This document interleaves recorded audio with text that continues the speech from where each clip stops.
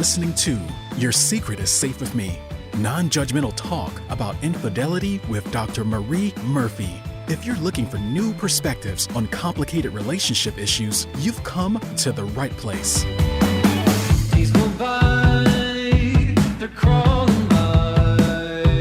Hi, everyone. I'm Dr. Marie Murphy. This podcast is all about expanding the conversation around infidelity. I'm a relationship coach, and I specialize in helping people who are cheating on their partners make decisions that are truly right for them. On this show, we feature tools and guidance from my coaching practice, as well as advice from other professionals whose work pertains to the sometimes complicated business of human romantic relationships. Today, I have the pleasure of talking with Gina Frangello, author of Blow Your House Down, Every Kind of Wanting, A Life in Men, Slut Lullabies, and My Sister's Continent. Her short fiction, essays, book reviews, and journalism have been published in Plowshares, the Boston Globe, Chicago Tribune, HuffPost, Fence, 5 Chapters, Prairie Schooner, Chicago Reader, and many other publications. She lives with her family in the Chicago area. In this conversation, we're going to focus on Gina's most recent book, Blow Your House Down. This memoir is an unforgettable account of her awakening to the fault lines in her marriage, her passionate affair with another man, and all of the secret-keeping, soul-searching, and life changes that came with this experience. She situates her deeply personal account of her experiences within a broader consideration of the ways our culture seeks to cage women in traditional narratives of self-sacrifice and erasure, and what it means to transgress being good, quote unquote, in order to reclaim yourself and your life. To learn more about Gina and her work, go to ginafrangello.org. Before we start talking about Blow Your House Down, this episode is brought to you by me, Marie Murphy, PhD. I provide shame-free, blame-free, non-judgmental relationship coaching. You can talk to me about the things that seem too messy or weird or stigmatized to share with your best friend or your spouse or even your therapist, including but not limited to matters related to infidelity. To learn more about me and how we can work together, go to mariemurphyphd.com. All right, Gina, it's great to have you here. So good to be here. I mean, I love what you're doing. Your practice sounds fascinating. Thank you. Thank you. Well, your book was fascinating. So as Gina and I were just talking about, I was not aware of Gina's work prior to reading a review of her memoir, Blow Your House Down, in the New York Times. The review kind of ruffled my feathers a little bit, but I was like, I have to read this book. And I read it and it was pure magic. And basically, if you're listening to this show, you will love the book. So Gina, let's tell everyone a little bit about what the book's about. So the book basically, it's a memoir that focuses on the multiple roles that women tackle in middle age, right? So during most of the action of the book, I am living in a house with myself, my 3 children, my ex-husband, and my parents live downstairs from us. And my parents are basically steadily declining in health. I'm their primary caregiver. And then my best friend dies very abruptly. Oh my God. And my marriage had already been troubled. That really sort of caused me to look inward in terms of missing my friend and the hole that she left in my life. And I end up falling into an affair with a longtime friend of mine. And over the course of the book, I eventually, my ex-husband and my now husband, then partner and / lover, start trying to build a real relationship on the ground. But no sooner does that happen than I'm basically diagnosed with breast cancer. My father dies. I end up in a few years of chronic pain from basically leading to a hip replacement. Yeah. And so the book looks at a lot of roles that women play. So not obviously only romantic sexual roles, and how middle-aged or being a mother tends to stigmatize and desexualize certain women, but also just how wearing so many different hats as a middle-aged woman in contemporary society can be so overwhelming that you become numb. Because you have to be so many things to so many different people. And then finally kind of ends with an investigation of how women are treated in the medical industrial complex. So it's got a lot in it. Yeah, for sure. So many different layers. Gosh, where to start? Okay. So let's talk about the fact that often, and this is like, something that I think you mentioned has come up in other interviews that you've done. Like whenever infidelity or adultery is on the table, it's kind of like all of the other aspects of our lives or our stories or our books kind of fly out the window. So let's talk about that.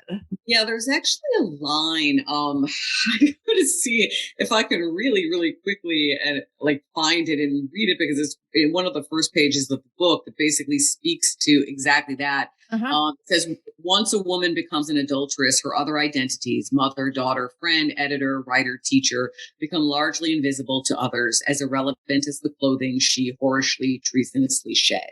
Yeah. And that's sort of in the foreground of the book. And indeed, kind of has proven to be somewhat true, not unilaterally, but somewhat true in terms of what people want to talk about regarding the book. So the part of the book in which I'm actually having a secret affair is not even half the book. The book takes place either before it begins or after it's out in the open.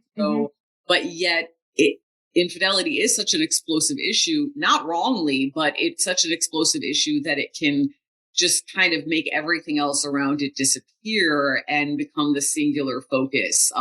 And I think that that's one of the reasons, honestly, I mean, it's not an excuse, but that stigma is obviously one of the reasons why so many people don't deal with infidelity effectively, because it's so taboo and people are so ashamed that by the time we have, the courage to speak about it, it's too late to repair situations. Yeah.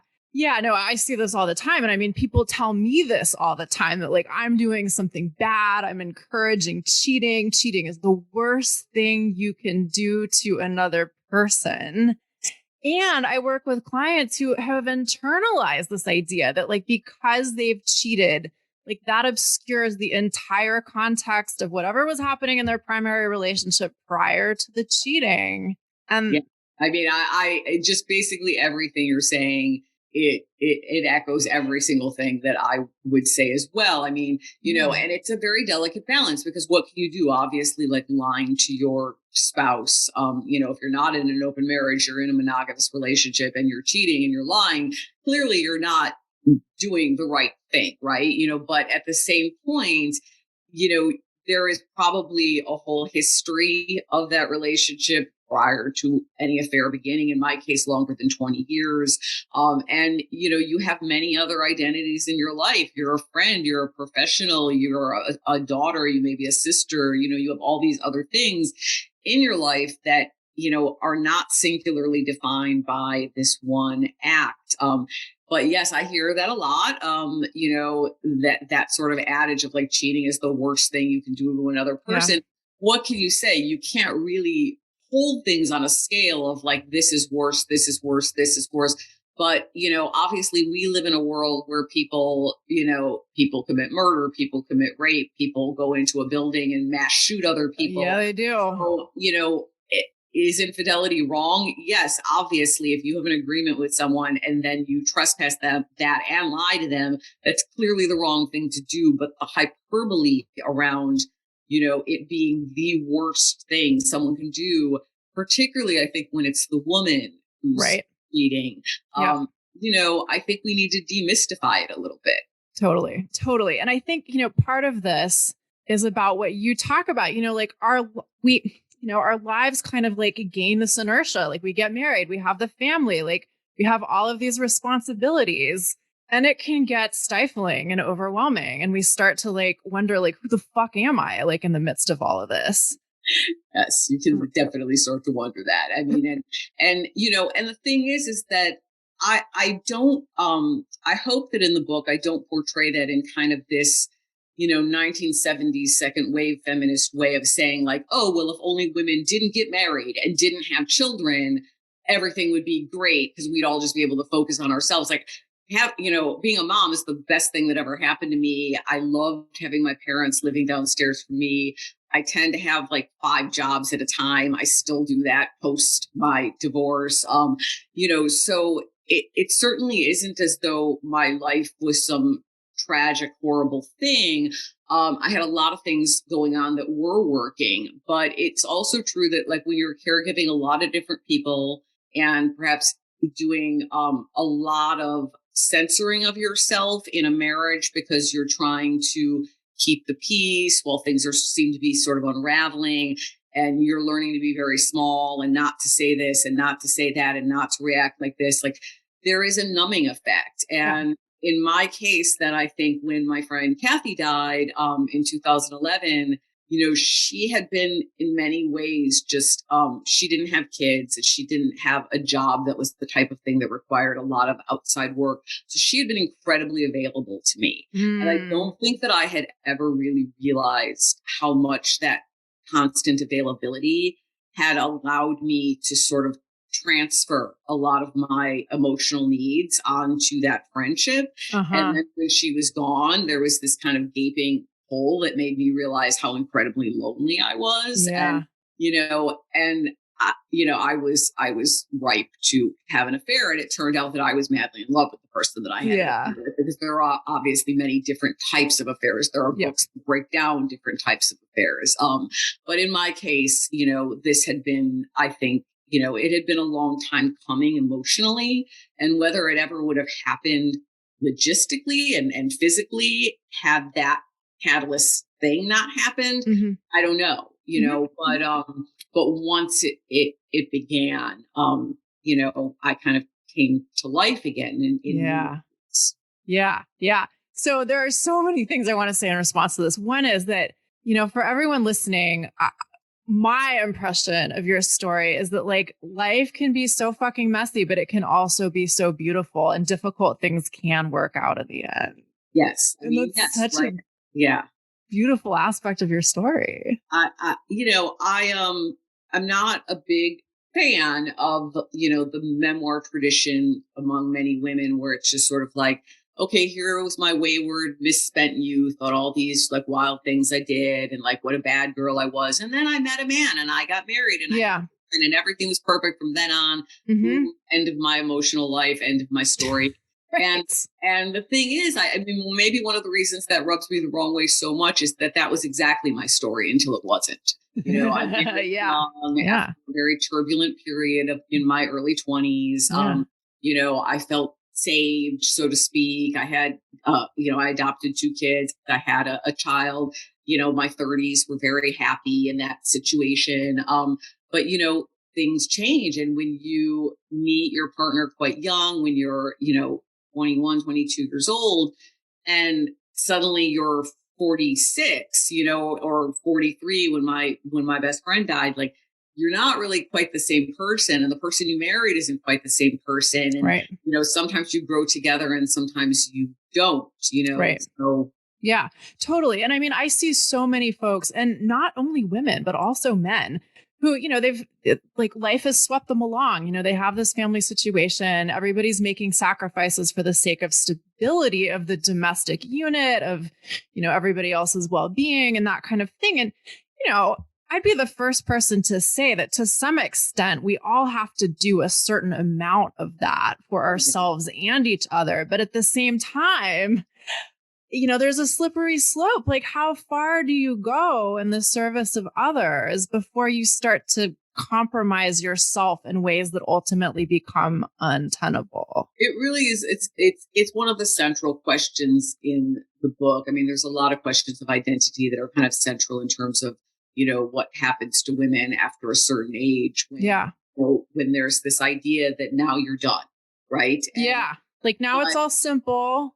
But I think you're right in the sense that, like, yes, everyone in that system has a complex and perhaps oppressive role. I mean, in my case, my ex was, he was the breadwinner, and he worked very hard, 12, 14-hour days, to be that good provider, to be what a man is quote unquote supposed to be. Like, I think we were both very much dealing with stereotypes and roles that had become very, very rigid, and that didn't allow us much life outside of those roles, and much, really much to even perhaps connect over anymore, because our roles had become so divergent.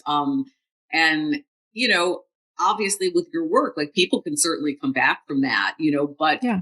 but is it always the obligation to come back from that? Like, are you absolutely mandated to do whatever it takes to keep the family unit intact, even if because perhaps you've been unhappy for 5 years, for 8 years, for 10 years, that no matter how much you quote unquote fix it, it's never going to be what it may have once been or what you may be experiencing with somebody else. Right. Or what you need to feel most alive. Right. Exactly. Yeah. Yeah. Yeah. No, I love that. Thank you for saying all of that. And I think, one of the things that I try to stress to folks that are in complex situations where there are big decisions to be made is like, at the end of the day, you get to choose. Like, it's okay to say, I'm going to go back to this marriage, even though I don't feel like some of the things I would like to feel within it, even though I'm not experiencing some of the things I would like to feel within it. Like, you never know how it may evolve, number one. But number two, it's okay to choose that. But it's also okay to say, you know what? Like, at the end of the day, like, my relationship with myself and my integrity and my sense of aliveness is the most important thing to me. Right. No, and I hear you. I mean, it's in my case, when I did leave my marriage, it wasn't really certain whether there was going to be a long-term / permanent relationship with the man I had fallen in love with. Mm-hmm. I mean, we loved each other, but it was not at all certain for a variety of reasons that was going to turn into, a stable relationship on the ground. And I knew that. I knew it when I left, and I discovered it more over, the next ensuing months. But for me, it was sort of like I couldn't really go back once I had learned certain things about myself and what I was capable of feeling. Right. And so there's a part in the book, like right after my father dies, where I'm kind of like, I'm tempted to sort of go and try to throw myself back at my marriage because my life is burning down in all these different ways. Right. And I want to just kind of go back to a place that's familiar. But I ultimately realized like I can't do that because I'm not that person anymore. Like Right. I can't fit in those parameters anymore, even if, at certain points, maybe it would have made my life much easier. Right. Right. Totally. First of all, just to everyone listening, the way Gina writes about these plot twists in the book, both in terms of like the events and her internal experience of them, is amazing. Amazing. And I especially loved it because one of the things that I talk about with clients and of course negotiate within myself all the time is this choice we have between familiar discomfort and unfamiliar discomfort. Yes. And you illustrate those choices so poignantly and with so much nuance in the book. It's amazing. Thank you. I mean, I think that, that's exactly, I felt a deep need to do that because, say what you mean by that.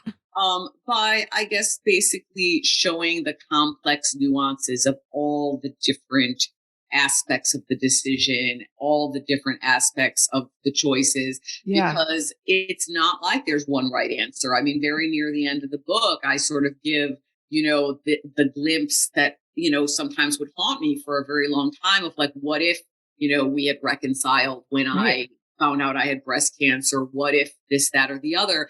And that I'd be writing a different book, but it wouldn't be an invalid book. You could be writing a book in which it's like, and yes, then after 8 really difficult years where we both had reasons to leave, like things could have gone in this direction, but that's not what happened. Instead, they went in this other direction and my, then lover and I are now married and very, extremely happy and et cetera. But we went for some rough years to get there. I mean, and certainly getting breast cancer and having a bilateral mastectomy and then going into a couple of years of chronic pain, like all of those things obviously are not like the shiny, sparkly new, romantic euphoria that you may think you're going to get when you first leave a marriage for another person. Yeah. And it helped me to realize that you don't leave a marriage for another person. You leave it for yourself. Right. And I mean, I was blown away by the fortitude that you seem to have. I mean, maybe, maybe at the time it didn't seem like this to you, but in the reading of the book, it was like, it really seemed like you had the wherewithal to recognize that, like, it's not just about like a soft landing to a new relationship with another person, and hanging in there to see what happens with the other person in your case sounded like it was quite a ride. Oh, it was a ride. Yeah. I mean, it was a ride, it was like we lived 2,000 miles apart. He was also married. I got sick. His ex-wife was also sick. I mean, there were just a lot of complicating factors. And, and I had 3 children whose lives had just been kind of blown up by my having an affair and, ending my marriage. And so, so there were a lot of players, and there wasn't an easy answer. It wasn't like, my now husband could just kind of, okay, she confessed, I'm on a plane the next day, I move into the house. Like, that's not how it worked. Like, it took me a lot of time to kind of repair things with my kids, and, and for him to sort of settle his life and the things that he had going on. So, so definitely I think, people can get caught up in, we heard the phrase a lot when we first came out, like in the affair bubble. Right. Yep. And Totally. So, and the affair bubble is a really fun place to be, but it ends, the bubble part ends the very second it's not a secret anymore and you become each other's primary partner. Right. And you have to then see, like, well, is this going to actually work on logistical life levels? Right.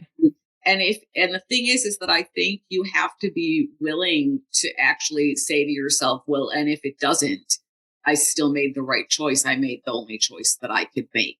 Yeah.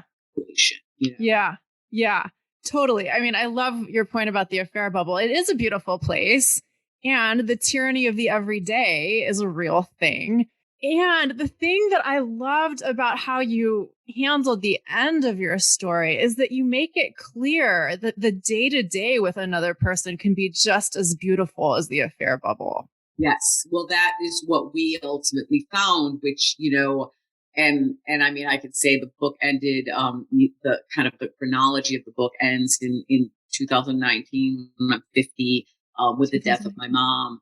And so that was at this point, 2 years ago. And what you're saying is still true. Like, whether it was because we had been long distance for so long, whether it was because we had both been through the excruciating pain of divorce, like, whether it was because we just have a great deal in common emotionally and psychologically, but we really are very reverent to the everyday in a way that I didn't know to be that way when I was 25 and got married for the first time. Like, there is a necessity of kind of not numbing out and treasuring every day, every moment. And when you're a cancer survivor and your husband has also had medical problems, mental health issues, like, you have more of an ability, I think, to tap into that than you do when you're young and you just assume things are always going to be the way they are, and therefore maybe the individual date doesn't matter that much, or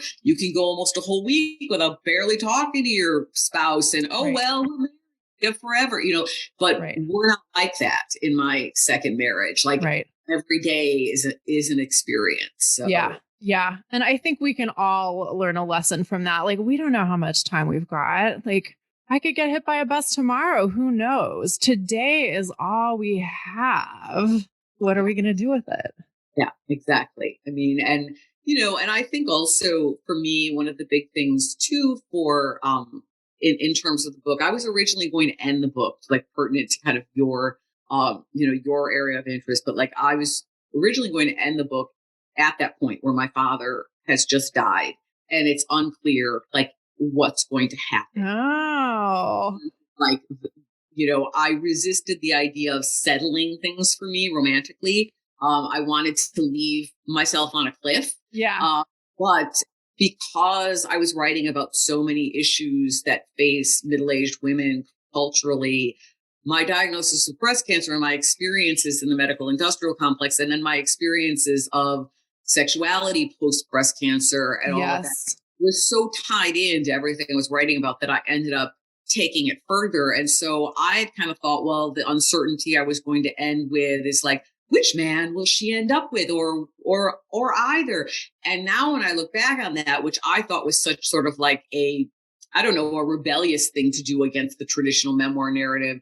Honestly, I think that would have been placing too much centrality on like, The choice. like, it's not Twilight, like the werewolf or the vampire. It's like you know, other things happened to me that also were huge that were not about like who I was going to be with as a romantic partner. Right. And that were about my body and losing body parts and having Right. surgeries and being in pain and like, how do you navigate a life, that way? And at that point of the story, yeah, the specifics have to do with, my then lover and I having to try to navigate this new, like open, on the ground relationship during all of that. But those things would have been issues for me, like profound issues for me, my bodily issues, my identity, Mhm. even if I had still been in my first marriage or if Right. I had no man at all, Right.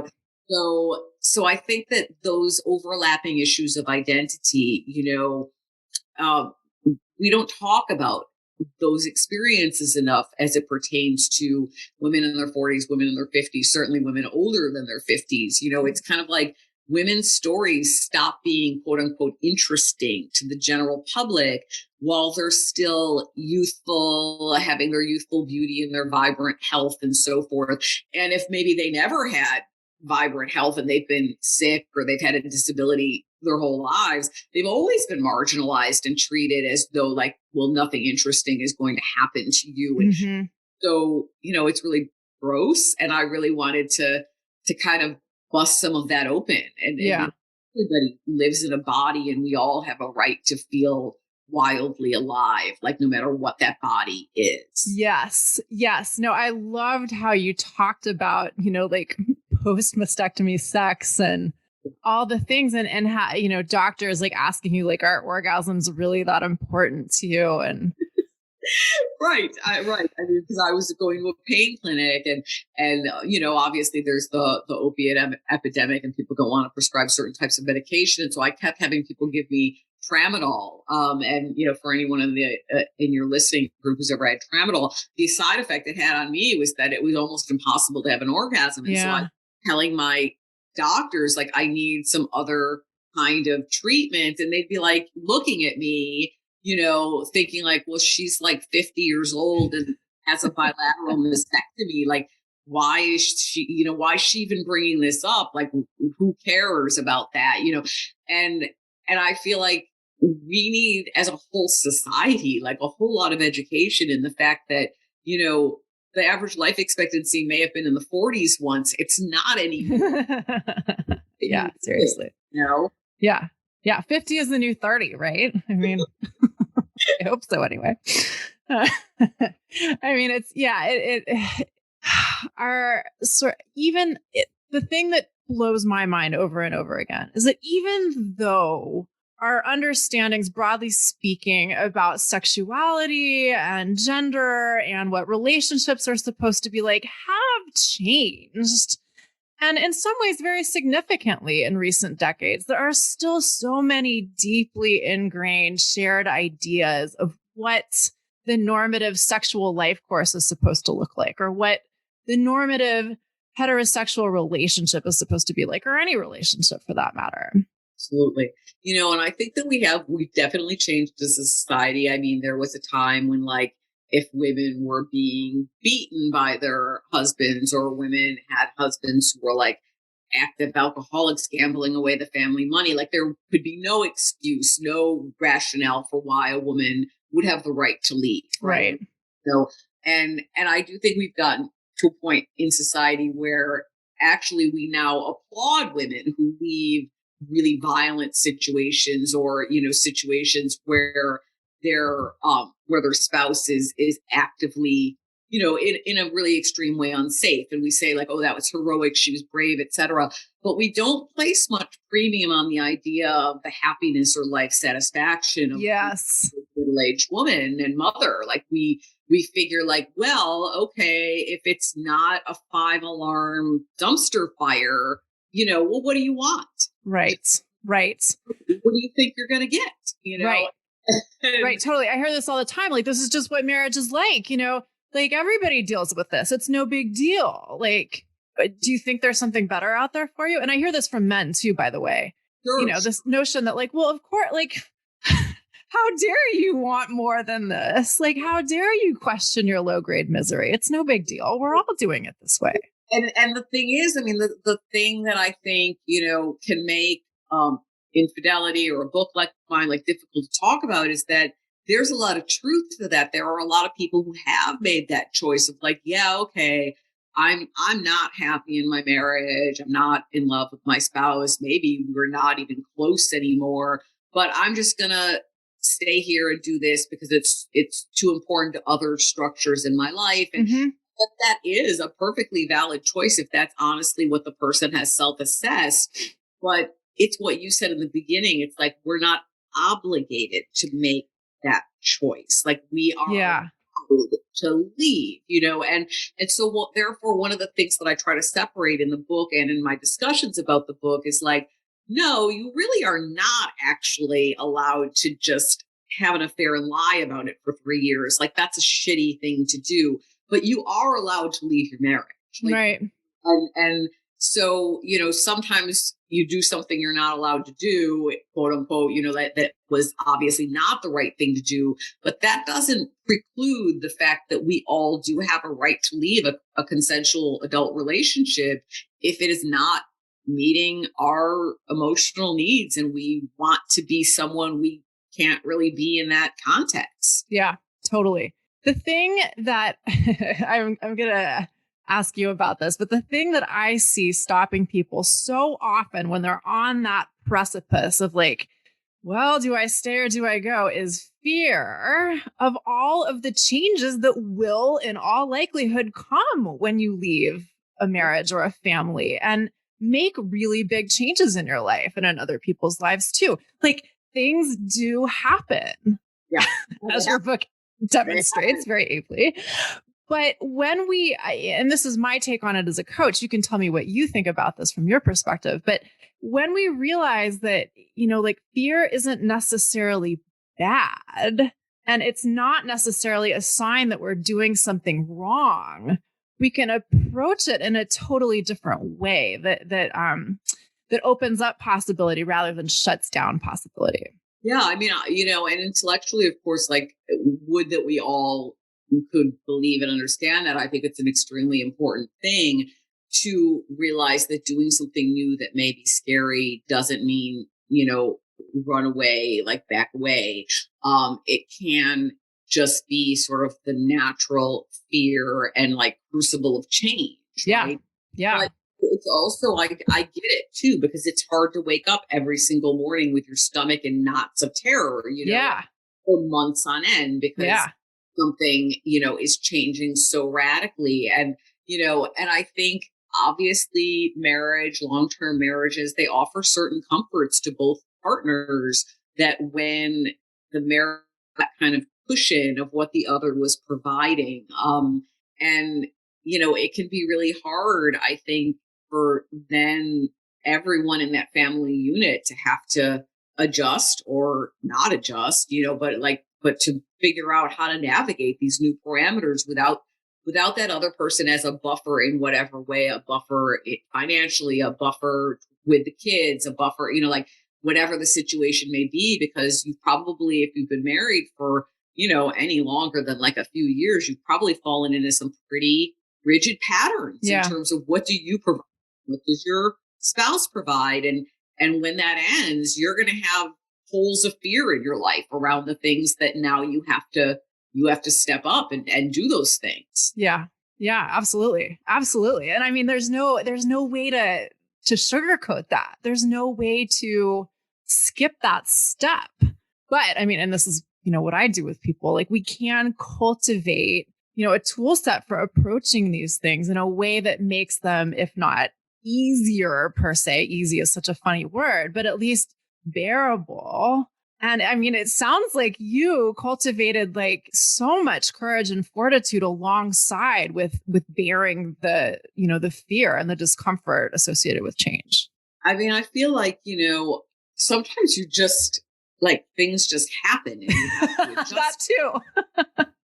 And so it's an interesting thing because I do think that you hear from a lot of people like, oh, if that happened to me, like I would just shrivel up. I would just, and it's like, but and I get it. Like I understand that impulse to think that, but you probably wouldn't actually, because you have to still do the laundry and you have to still take your kids to a doctor appointment and you have to figure out how to now have like a full-time job and be the primary breadwinner. And you don't really just get to lay down in bed and be like, woe is me. And this is so hard. Like you have to keep going. And I think if anything, I mean, if you've been a mom, you kind of know it's like moms don't get sick days, but like, there's that aspect in every part of your life. Like my mom still lived downstairs being sick and grieving my father while I was upstairs having breast cancer and kind of a bad divorce and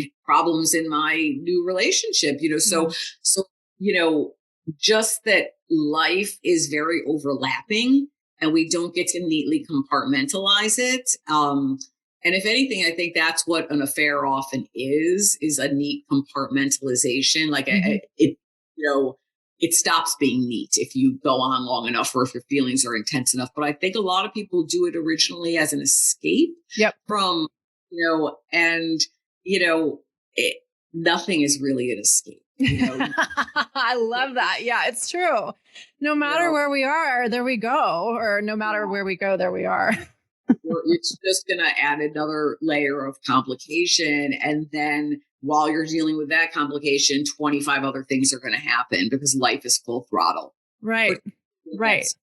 Where you have parents, children, jobs, you're not 20 and you're also not 70 where you're retired, like you're juggling 8 million hats if you're a contemporary American woman, right? In middle age with parents and children and a career. Right. Totally.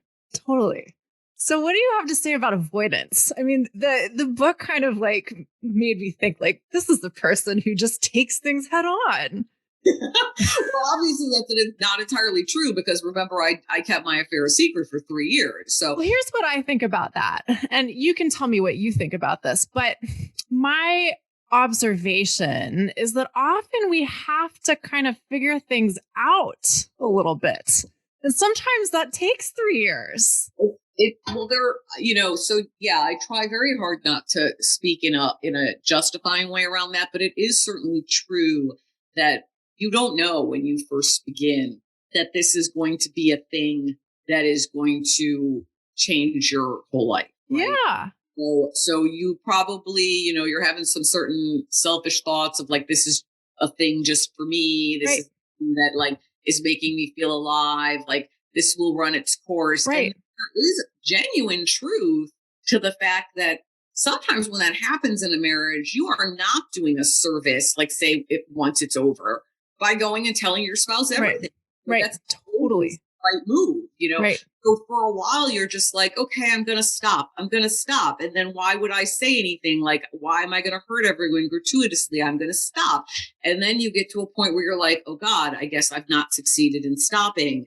Now what? It just kind of takes a while, I think, it takes a while to admit things to yourself. Totally. I ended up confessing in a not premeditated way. Like I did not expect it to happen, but I guess I had just hit a wall, because leading a double life is at first for a brief period of time, very exciting and intoxicating. Yep. And it is an albatross of guilt and shame. Totally. And it's exhausting. No. Yeah. Yeah. Oh, absolutely. No, your descriptions of that, the confession were so amazing. Oh my goodness. But yeah, I mean, I see this with folks all the time. It's like, you don't really know what it is. And on the one hand, you feel, I'm not saying you as in you specifically, Gina, but one feels like, like maybe this is just a fluke. Maybe this is going to run its course. Like I'm very committed to my partner or my family. And that's important to me on the one hand, but then, oh my God, there's this other thing that's really important too. And who the hell am I at this point in my life?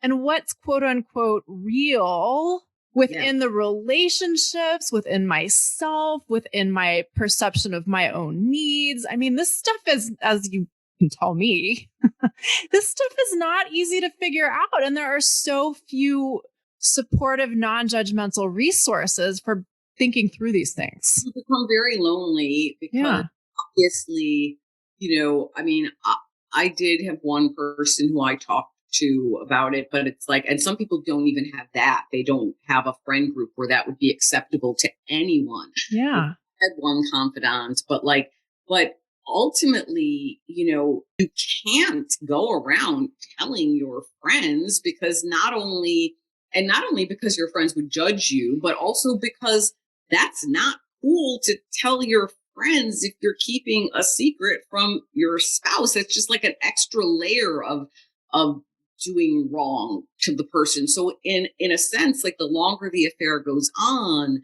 and the longer you're leading this double life, the more you aren't really your true self to anyone in your life. It's not your spouse. Like you've become this kind of like this person who can't talk about themselves, and you have to, you start disappearing bit by bit in all of your relationships. And then you're like, wait, the whole reason I started this affair was that I felt like I was disappearing bit by bit, within this context. Now it's just making it worse, and so, I mean, I think I've come out of it definitely as a proponent of like, try to find somebody to talk to, try to find somebody to help you make a decision about what to do, and who to tell, like much sooner than I did. But it's a very exhausting and demoralizing experience to go through it for that long. And then to when you leave, you're not only dealing with all the upheaval of your leaving, but you're dealing with a lot of shame about having been, of having been a secret for so long from everyone, Yeah. No, I see that too. I see the folks that have been in their secretive situations for a long time, pretty tired. And, more so at a point of like, well, this is just the way it is. This is kind of impossible, rather than, like this is new. Like now I'm at a crossroads in my life. And I'm generalizing, of course. Like if anyone's listening to this and thinks that this is like the way it is, like that's not what I mean to imply. But I mean, I do see the trend of what you're talking about. Like the longer you go on with it, like it can get harder and harder for sure. I mean, and then there are these really bizarre experiences. Like, I mean, at one point, like, I'd gotten really sick and like, I couldn't even communicate with the person I was having an affair with. And it was just like, I was in the hospital, I was ill, then you're just kind of like, wow, like literally if he died, when would I even get the phone call? Right. Like, would I be in the chain of people who would know about this, and because no one knows what your relationship really is. And so ultimately certain things like that, I think were breaking points for me, were points where I started to look at the situation differently, because it did kind of come down to like, can you live with the fact that you are marginalized in this person's life and they're marginalized in your life, and you've both made that choice for that to be true. And like maybe you come up 25th on the phone call chain in an emergency, if that. And so, so I think you really have to be real with yourself about like kind of who do you want to be standing next to when things fall apart, and also who do you want to be when things fall apart? Like, do you want to be this person who's keeping secrets, who's leading a double life, who's censoring what you're saying to literally everyone around you, or do you want to be able to be real? And I feel like when I got breast cancer, I became a much less secretive person. I started to talk about it openly. I posted about it on social media, things like that, because I knew personally some women who had breast cancer, who had mastectomies, who felt that they couldn't talk about it, that they couldn't admit it had happened to them. They were ashamed. Yeah. I thought to myself, like, well, I've already dealt with like worse shame because it was a shame of my own choosing. So I'm not ashamed of this. And so maybe my talking about it will help somebody else. But then I think about, well, what would I have done if that had happened while I was still just in a bubble of shame? Like, Yeah. where would that have led me? Yeah. Yeah. I think, at the end of the day, this is my normative take on things. Like, our job is to learn how to be faithful to ourselves within the context of all of the other relationships and roles that we have in our lives.